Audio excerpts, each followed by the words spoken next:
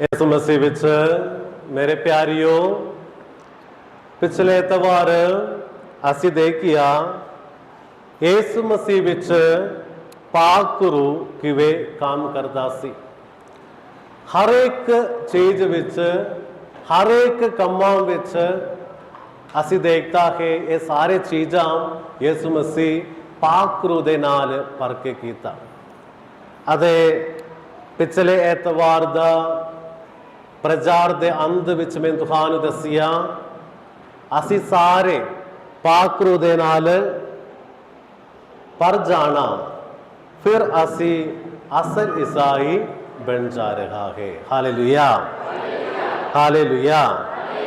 ਖੁਦਾ ਦੀ ਆਰਾਧਨਾ ਹੋਵੇ, ਖੁਦਾ ਦੀ ਸਤੁਤੀ ਹੋਵੇ, ਖੁਦਾ ਦੀ ਜੈ ਹੋਵੇ। ਹਾਲੇਲੂਇਆ। ਅੱਜ ਅਸੀਂ